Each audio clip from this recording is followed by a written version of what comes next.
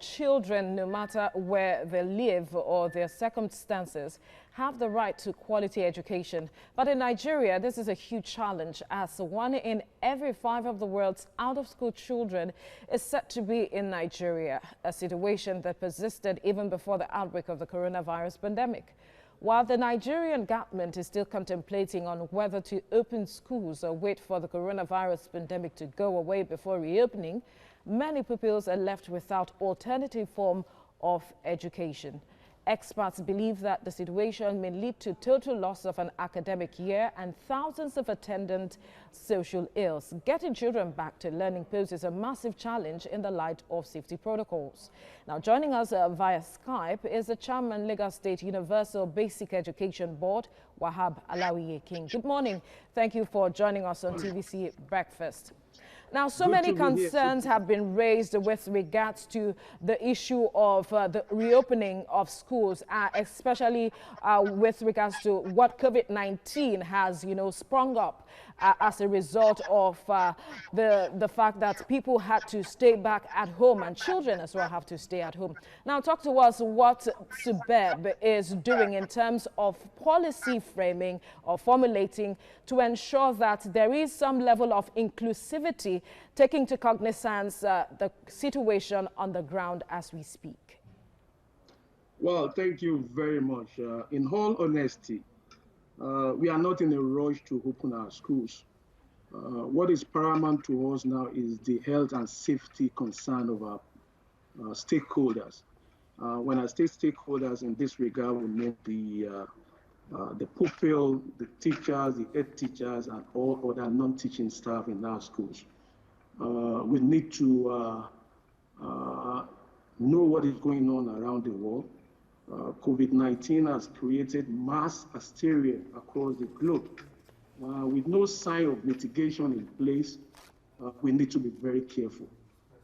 A powerful committee has been put in place by the governor to look at modality and methodology to be adopted to see when and how to open our schools.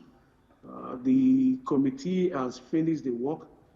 The report has been submitted to the governor, and we are waiting for the pronouncement of the governor on how to, on the way forward. That is what we have done so far. As a government that is determined and responsible, we have designed 3 stages: the pre-resumption stage, the resumption stage, and the post-resumption stage. All right. The pre-resumption, okay, go ahead. All right, quickly finish up with what you were saying before I ask my question. Yeah, the pre-resumption system preparedness, that has to do with all the safety and health protocol to be adopted. The resumption stage has to do with system readiness, and that has to do with the preparation of the minds of the stakeholders.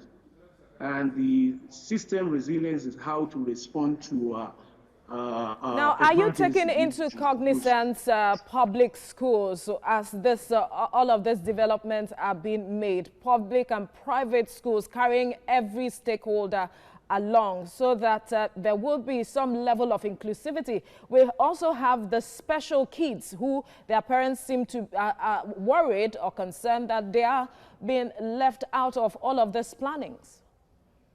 Well, thank you very much. We are not only the regulator, we are also operator in the subsector. And as such, everybody is carried along. And that is what the mandate of the board is all about, providing quality, all-inclusive, relevant, basic education in the state.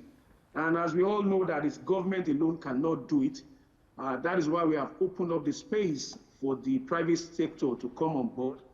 So they are partners in this regard, and they are also carried along. In the area of the special needs students, pupil, we have considered them, and most of the things we are doing in the state are part of, they are part of it. Like we have said, it is an umbrella approach. Every pupil, you understand, within the school age, particularly basic education sector, must be carried along regardless of their background. And that is what the board has been doing. It is our mandate. And that mandate is supported by so many laws, the UBEC law, the SUBEP law, international law. So we are making sure that we are carrying everybody along in this regard. All right, we'll leave the conversation here now. Thank you so much, Wahab Alawi King, for your time.